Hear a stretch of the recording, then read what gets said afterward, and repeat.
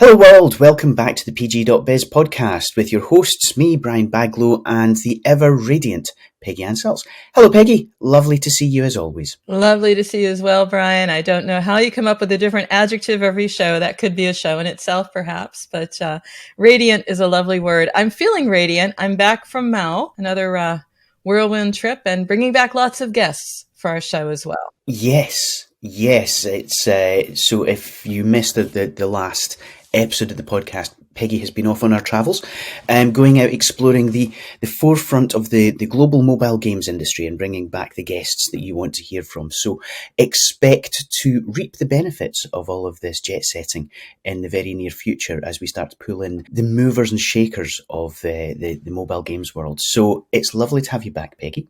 I'm very glad you're here.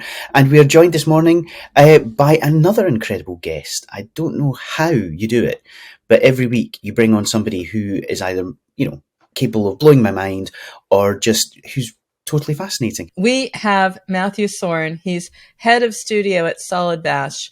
And what's interesting is, yes, Solid Bash, and we'll get to that, but also his experience. He's had over 2 decades of experience in the games industry across the US, Canada, and Europe.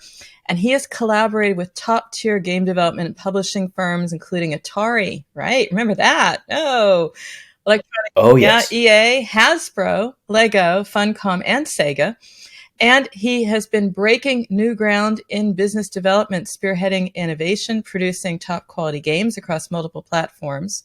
And we'll hear about rapid prototyping. But, of course, I do my research, right? And his colleagues call him, and I quote, a down-to-earth guy who puts his heart and soul into his work. That's why he's here, Brian. That's why we want him as a guest, indeed. And they call him out for driving positive change in everything from biz dev to UA, to data analysis, to live ops. His energy is, quote unquote, infectious. So we are strapping ourselves in, Brian, for a high energy and high value interview, indeed. Welcome, Mathew. Great to have you. Thank you. It's awesome to be here. A lot of pressure, but I'll do my best. Yeah. It's a friendly podcast. We haven't lost a guest yet, so we'll try our very best to take you with us. But it's great to have you here, Mathew. So going way back into the very mists of time, I understand you actually came into the industry through a slightly unusual and completely cool route. Is that correct? Yeah, I mean, not so much nowadays. It's a very common path nowadays. But back when I started, everything was along the console pipeline. So if you worked in a console game, that's how you got into the gaming industry. I actually came in through. I went to school for graphic design. This is like pre-internet, and then when the internet kind of exploded, I started to go into multimedia and doing a lot more multimedia, which then led to me working for various companies, like the music industry. And then I was doing some stuff which then led me to the gaming industry, doing online gaming, which at the time was brand new. And this would have been early 2000s when I was doing that. And it was, it was unheard of at the time. It was all new. I mean, mobile games hadn't even started at that point yet. You're speaking to your audience here, Mathew. Yeah, it's Peggy and I were there. Yep. Yeah, and speaking to my age, exactly. Yeah. So tell us about your first project, the children's website. Yeah, the first one, it was called Webkins. And I believe it's still around, funny enough, almost, 2 decades later. I know it was about 5 years ago, it was still around, but it was a plush toy. You got this plush toy that came with a code, and the code was a 12-digit code, and you'd go online and you would take this code and add it, which then would give you a digital version of this pet that you would be able to have this virtual world where you would have its room, you could buy furniture, you would play mini games, you would run around the world, you'd play tournaments with other kids, all of these things you'd collect this money, Kins Cash is what we called it. And you would use that to just build your environment and your world for your pets. And the more pets you collected, the more things you would get. And it just absolutely exploded. It was a lot of fun. So I love that you've been a pioneer in what we're looking at right now, Brian, digital collectibles, and also sort of the concepts around gaming and titles. Tell me a bit more about what you're doing now, Solid Bash. What is it that you're doing and how you're bringing your talents, your experience? I've been at Roommate Group as a whole, which the studio Solid Bash under that group for about 2.5 years now. And when I started, we were looking at ways to offer more services and more ways where we can go to clients and do full cycle development, bring in new ways of doing things, or at least new ways for the studio of doing things. I saw that as a great opportunity to come in and just apply all of my learnings to help the team build and find ways that we could structure the studio so that it was very successful in its own way. So that was one of the things that I saw with Solid Bash. It was a great opportunity to really come in and be able to really push some of that change. And it was a challenge, and I love a challenge. So that was so for us, we're doing full cycle and moving into live operations now, which has the company has grown since I started. I believe we're somewhere around 4 to 5 times growth since I started in 2.5 years ago, both size of studio revenues and all of that, and we're doing well. When we were talking in prep, it's all about bringing entertainment into the game. A very interesting approach, because everyone in the industry now is saying it starts with a good game. It started a few years ago, maybe with a great approach to performance marketing, but now it starts with a good game. Tell me a little bit about how you're bringing the entertainment element into the game, this creative approach that you have, because I think that's what makes Solid Bash stand out. I always, and I'm going to be, maybe I'll regret saying this, but I always listen to people saying, I've got a recipe for success. I know how to make fun. I know how to make this. And a lot of it, it's luck. It's timing. It's, yes, there are different recipes to help you be successful, but there is no recipe, in my opinion, for success. So the way that we approach things is, how can we expose the fun factor, or at least get to that fun factor, to understand what's on paper makes sense in a virtual setting, right? In a game. Because I've been, doing this for long enough to see that sometimes what looks good on paper, once you actually implement it, doesn't necessarily translate in the same way. And so we approach it in more of a feature-based iterative process.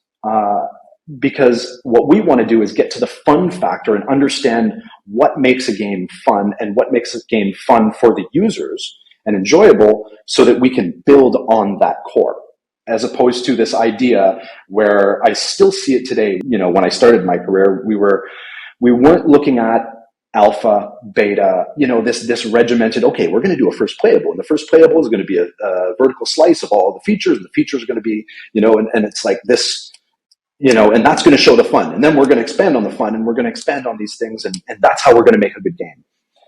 There are aspects that works. If you're porting a game, if you've got something that you've already built, you want to change it, that's absolutely the approach. I believe nowadays it's more about how can you find those nuggets of fun and, again, build on those. So we will look at a feature base. We'll break down all of our milestones into feature and I guess the parts that we want to expose throughout the development. So we'll call our milestones like exploration, or we'll call it around a specific feature like multiplayer or environment or something to this effect that's more meaningful for the game. And then the milestones are broken down that way. We focus on a feature.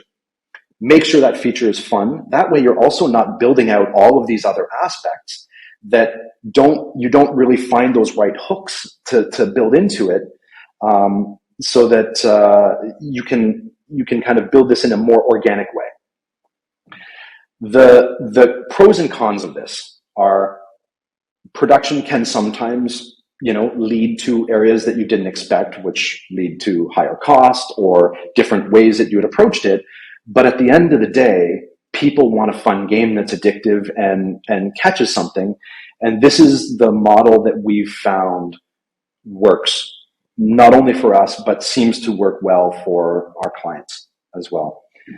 And we will build a custom team around this type of game specific that they want to build. So we'll find people that match the type of game that they want, as opposed to, well, I've got a group of people that are coming off of a project and I can put them on your project now and, first playable, alpha beta, type thing. And I believe that that's much more of a way, people engage in what they're making. They enjoy what they're making, and you get a good product at the end because the people are bought into it and they're putting their heart and their soul into it. That makes a great deal of sense. And I have seen multiple studios and developers run into problems because they try to, they have a vision, and then they try to bring it all to life at once. And so they have so many different aspects, so many different elements that they're trying to work on. And it doesn't necessarily give you that kind of that focus, so we mentioned at the top of the program, the whole notion of rapid prototyping. And, so this is one of the things that I talk to so many students, so many colleges, so many universities here in the UK. And I always say prototype, use pencil, paper, counters, dice, whatever you need to do. Don't commit a line of code until you know that your concept is going to work. Because I was involved in a project that got 7 months in, and then we realized, actually, the whole core concept doesn't actually work. And when we did get it to work, it really wasn't fun. So I absolutely hear you. Now you've got me thinking, actually, actually it is about the fun and the hook, that loop, that mechanic. I mean, you're doing it. That's what you're doing for yourself, in your career, for your clients as well. It's finding fun. I'd like to understand a little bit more about what fun is now, because we are so far along and so sophisticated in our games. Is it the case that fun is still what fun used to be? If you enjoy what you're doing, that's fun. It doesn't matter if it's what somebody else believes is fun or not. It's really something that's special to you, I think. I mean, obviously, we want to hit a target market and we want to hit as many people with that fun. And it's even a term that I've tried myself, and it's really easy to say fun factor. What's the fun factor? What are we going to do with this? But it's something that I've really tried to kind of stop saying, funny enough, because everybody uses, well, what's the fun factor? What's the fun factor? How do you quantify fun? It's really hard to quantify fun because it's different for everybody. It's, so we try to use like entertainment. What keeps me entertained? And there's lots of different things for lots of people. I think inherent in humans, this collection of stuff, like something that I can collect that's meaningful to me, can be fun. I think something that can be entertaining is, can I sit with this for 15 minutes, for 30 minutes, and forget the time that has passed? That's the entertainment factor. And if you were to say, has it changed? I think it always changes. And I think it's going to be based on how your target market develops over, different generations, because what was entertaining for my parents is so not entertaining for me. And I'm sure it's the same thing for my kids. They're in a different thing. So it's always this trying to understand what those core drivers are to keep people entertained. And I think, if you can go back to certain human characteristics, like I mentioned, collecting and something that I can connect with. And I think that's it. That's that connection. How can I build that connection to something so that people feel like it's something that they want to put their time and energy into, as opposed to this arbitrary, I'm telling you to do this because this is the model and this is what it should be. So you should collect and you should have this and you should be doing these things. And then I'm going to give you an energy system and tell you to stop when I want you to stop, and, not play and then come back later because I want to get those play sessions out of you. You hear what he's saying there. He's talking about how collectibles are part of a fun factor, we'll call it that. And that's so different from the way the industry is approaching digital collectibles. It makes you think that there's more to that. So I think this kind of goes to the heart of things, Peggy, and what you were talking about, Mathew, again, really resonated with me because I come from a development background. But one of the things that we come up against in the podcast time and again is the fact that we now live in a world where developers have so much data at their fingertips that they can in a way quantify fun. You can actually work out, where people are enjoying things, where they're coming back. And I take your point entirely. We've spoken to several people about the whole notion of agency, letting your player determine how they want to enjoy it, where they want to engage with it, when they want to pick it up. So how do you guys as a studio really kind of approach that? How do you use the analytics? How do you use the data? Is it a big part of what you're doing? Yeah, absolutely. Yeah. And that's actually a really good differentiation. And I'm glad you brought that up because, saying that this idea of quantifying fun and it's very hard and there is no model is that kind of initial approach, right? Once you have a game running, you can absolutely, and you should be using data to see how people are engaging. What are the user funnels? Where are you losing people? Why are you losing people? Having those things where you can get that visibility to then better support the engagement of your users is very important. I mean, I've always been since Webkinz days, like data has been a very important part of how we maintain games. And it's not, I don't want to say build games from scratch because again, you can base it on things and you can base it on trends. But it's that maintaining users and always adjusting to what the players, and I'm going to be careful about what I say. It's not what players want because a lot of times players don't know what they want. They feel they know what they want, but what they ask for and what you implement, it's a tricky challenge to go in and do exactly what the users are asking because you might cannibalize your game. You might devalue your game because people want everything. Of course they want everything. But there was, and it's funny, there was this term and it wasn't my term. I didn't coin the phrase, but it was a term that we used in Webkinz. And it's, I hope people take it for as I say it, but the term was treat them mean, keep them keen. And the idea of this was if people are complaining that they're not getting what they want, that's exactly where you want them to be. Because it means they're engaged. They want more. They're driving it. They're demanding it. They're really engaging in it. Whereas every time you gave them what they wanted, there was no value to them. So they were like, oh, I got it. Okay, next. What's the next thing? And the more you did that, and if people worked for it, the working and that investment of their own time felt like they earned it. Even if there's no dollar value, that engagement and that value that people put of their time felt like they earned it.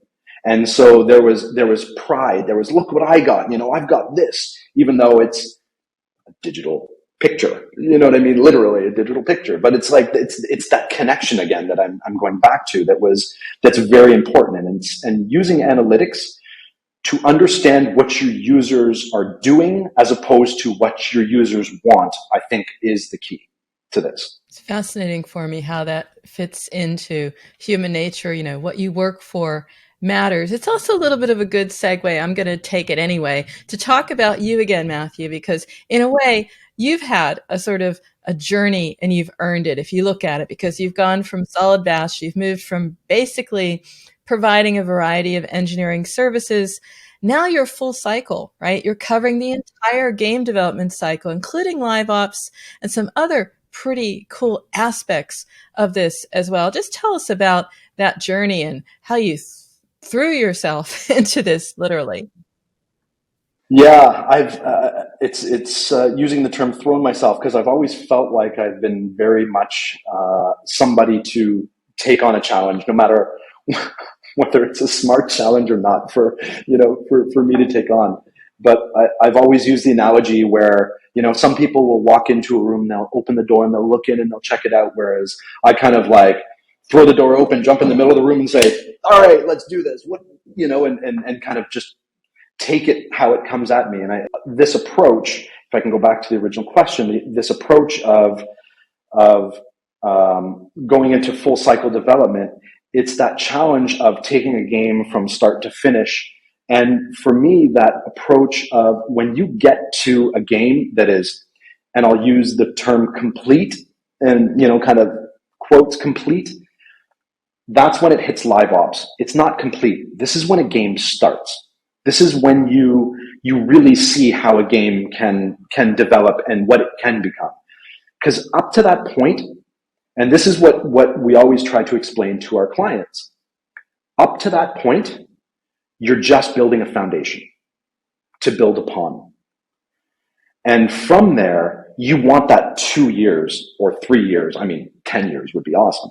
You want that time frame of people engaging and always giving them more and kind of seeing how it develops. And usually what you have at the start of that live operations and where the game is 2 years later is a very different thing. Like even to what you planned, it can change. And that to me is much more enjoyable than saying, okay, I'm going to build a game for the next 2 years. And I can see that the market's going to need this for 2 years, and this is what it's going to be. And for me, when you get to that live ops, it's like, going back to your data question. What are people liking? Wow, that's interesting. I didn't know that.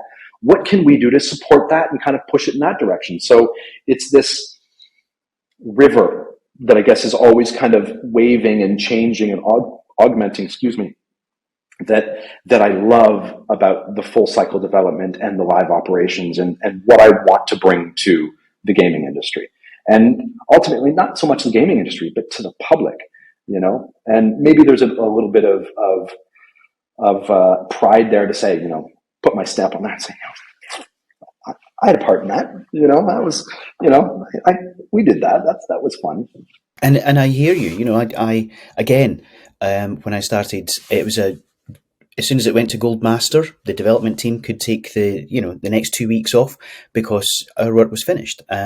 Whereas now, for so many of the games that come out that are live, its launch day is, as you said, day one, and it can be an entirely different team. There's a real kind of craft in being able to take an existing game and then tailor and tweak and shape and evolve it to keep your audience and attract new players on an ongoing basis. And it's remarkable to see some of the games out there that have now got 8, 10, 12 years of shelf life and are still attracting new players all over the world. So, yeah, it's a whole new world.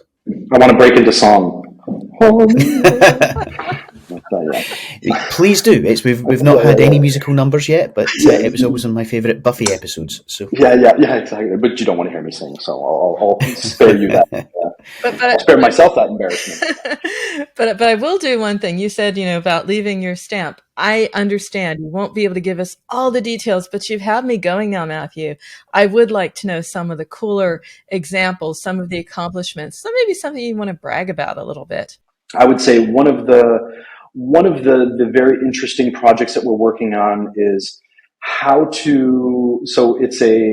and this one's out in soft launch in certain territories. So it's a company. So it's not a gaming company. It's a company that has stores, a product that they sell, and it's I don't want to say the gamification because it is a full game, but it's how to leverage a game and build their product and add value to their product and their product line, which also ties in because what they offer has many more brands within that they sell. So all of these brands are now opening up these options to have a place in the game and have it more inclusive in this idea of brands getting in games a little bit stronger.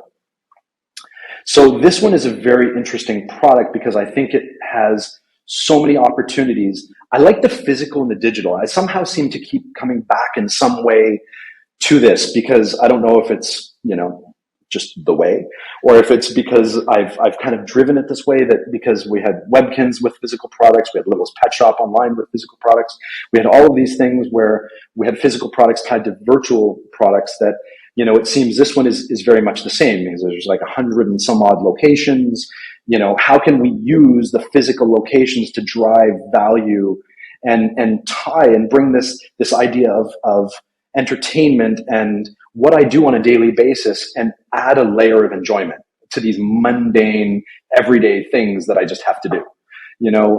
So this is an interesting product that we're putting out. It's a racing game. I want to say battle royale racing game. Very, very light, but it's just starting to come out. So it's something that's just starting to launch into the market and get some momentum. That one's a lot of fun. And I see a lot of potential with that, and it's really growing, and we have a lot of interest with different brands to be involved in that, and in the right way, because I believe there's a right way and a wrong way to integrate brands into a game. And that's a whole other topic that we could probably get into, but that's definitely one of the more enjoyable ones. One game that is just starting, we've been prototyping, and it's a very interesting approach, and I've not seen anybody approaching this in the way that we are. I mean, it's still a game at the end of the day. It's let's say it's a builder game, and it's, but there's this aspect that is really bringing this social responsibility to the game to try to enact change. And that, to me, is seriously worth, everybody sits there and says, well, how can I make a difference? How can I make a difference? Well, it's the little things you do every day. And if we can take something and truly make a difference in games that has a positive effect on the planet, then that to me is a very important aspect. Well, you're among friends here. We're great believers in the dreaded word gamification and the transformative potential of video games. So they have so much more to offer than I think many people outside the sector realise when it comes to education, healthcare, mental health and well-being, social inclusion, and saving the planet and climate change. We engage with people. All of the things that we've discussed over the last, the rest of this session have been about engagement and fun and enjoyment. And that doesn't have to be frivolous. It doesn't have to be throwaway. You can have just as much fun, but have it mean something as well. So I absolutely hear you.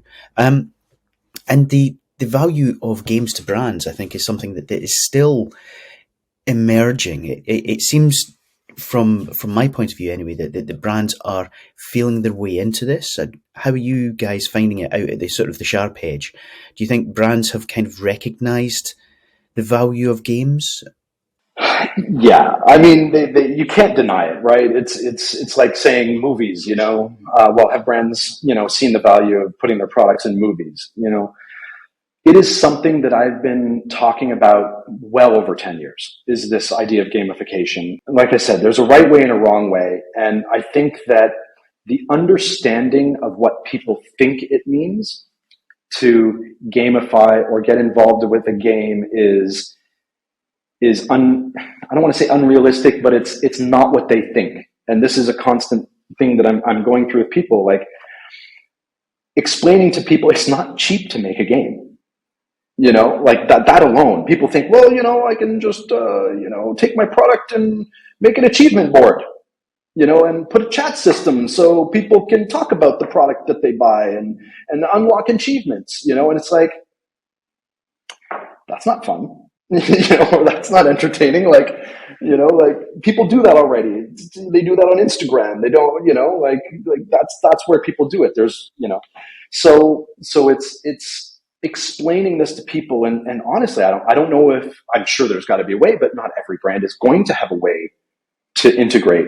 So it's finding ways that make sense for that brand, as opposed to, well, I just want my name and my logo to be present in a game. So, for example, using a car game. Well, there's a billboard, so I'm just going to put my product on there. Like for me, it's how can you integrate that product more to make it, again, meaningful, something that resonates with people. And to me, it's like, well, yeah, you can do something custom around that brand. If you look at, F1 racing, you look at stock car racing, you look at any of these different sports, like they brand things around, and then there's more of this idea that it's custom tailored to that brand, and you can build something in a way that is specific to that brand. But it's also this limited edition aspect that you need to bring into it as well. Is not everybody or can or should necessarily have it, because then again it devalues it. The more that something's out there, the less value that it has perceived. So using again the car idea, like if I build a car and I build a brand around a car skin that I want to put into a game, then I limit it. There's only so many you can get. And the people that work their butt off to do that and to get that, there's more value, because 6 months down the road, when you have new people coming in and they're playing a multiplayer racing game and they're like, how did you get that? It's like, wouldn't you like to know? You had to be here 6 months ago, and then there's of course people that will monopolize the monetization aspect and say, well, in 1 year we'll just sell it and make a lot of money and be able to sell it. I think it's, again, you have to gauge that with your market and see if you're going to devalue. For me, it's almost like everything that you put in a game has to have a bit of value associated to it.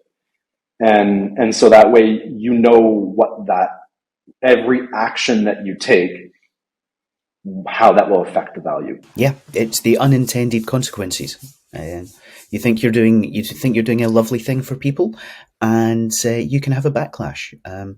I'm still pretty sore about Apple giving me a free U2 album. Yeah, giving it to you or forcing it on you.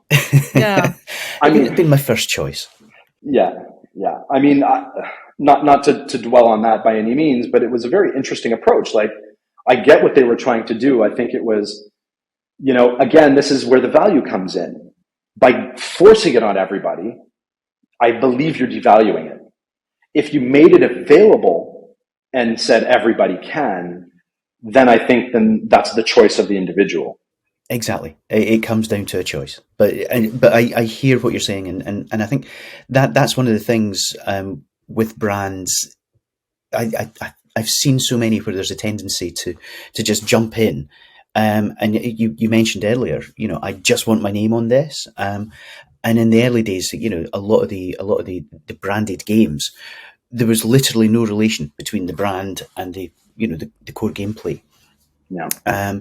So I'm delighted to hear there's a more nuanced approach happening out there. I think there is. I think it needs to happen. It's got to happen. I hope it develops, and it's something that people start to understand more, and something that develops over the next little while. But I still think that there's a long road. It's a fascinating topic, and I think, yeah, you're right. We could have an entirely different podcast just exploring that. But sorry, Peggy. Well, let me know, and I'm happy to help. I'm planning that in my always. mind anyway, Brian. Yeah. I'm thinking to myself, when these 2 games he's working on are ready for prime time, he's coming back. Because you got me thinking, and I'm really interested to find out how you stitch together digital and physical. But I did want to think about a little bit of advice for our audience as well, because everyone is trying to get brands involved. It makes sense because we need to monetize differently. We need to think about this differently. There's no blueprint, but maybe you can share advice, even brutal advice, for developers who are saying, I want to involve brands. There's a do, there's a don't. What would you tell them? You have to find something that's going to resonate with your audience. Again, it's going back to that. Does it resonate with your audience? Does it add value to your game? And that's a hard one, because it's not necessarily the people that would resonate with your game aren't necessarily the ones that are interested in investing in this also. So it's finding those brands that work with your game, that support your game, that build the value of your game and that product, because that will also, if the brand sees value and they can gauge the value, then they're going to continue to come back to you, which is going to give you more money. So it's not just, I'm going to take the $100,000 now and throw their brand in there and I don't have to worry about it. It's like, well, how can you actually make that into $200,000 or $300,000? Because the brand marketing budgets are huge for a lot of these big brands. how can you give them value and have them understand what that value is, so that they can create their reports on their KPIs and say, well, here's what this value brought to our brand. Then they will invest more, and then you'll build a relationship, and then that will lead to more things. It's not an easy answer. There's not one answer. I would say that it's just going to be finding those brands, building it up, and trying to support those brands in your game to give long-term value to those brands. It's a win-win-win. If the brand gets value, the game gets value, and the player, as we've been saying throughout this episode, has to get value. Don't just stick something in because you've got a space or you've got a billboard that you want to fill. Mm-hmm. Okay, well, we could go on, we could talk all afternoon. We haven't even drilled down into the whole value of brands and games and the development process. And as Peggy was saying earlier, once the games come out, we'd love to have you back. I'd love to be back, and thank you so much. It's been a lot of fun, and I hope somebody gets something out of this. Oh, I'm sure they will. But before you go, we have a couple of questions that we like to ask each of our guests, which comes back to the whole games thing. You'll be surprised to hear. So the first is, what's your favourite game of all time? And the second one is, what are you playing right now that's obsessing you? Yeah. Favorite game of all time, hands down, Civilization. Okay. I have been strong playing choice. Civ. I've been playing Civ since version 1, since college, where I was probably playing that game more than I should have been going to class. But yeah, and now we're on Civ 6, and hopefully Civ 7 will be coming out very soon. I absolutely adore that game. It is such a game that I hold dear to my heart and will always play. And yeah, I absolutely love it. What am I playing right now? A couple different games. One that I really enjoy when I just need to disconnect and create. I actually have a Minecraft server that I still play, and I just tool around. I've got this giant world that I'm just trying to terraform and build, and so I play Minecraft. That's my creative. I just want to do something. I would say the other one that I'm spending a lot of time on is Humankind. It's a Civ type. It's got different aspects. I love the battle mechanics. It's definitely early days, and I can see how this game can really become even better over iterations and over time. Strong choices all round. So Mathew, thanks again. It has been a total delight, and as I say, we'll have you back anytime.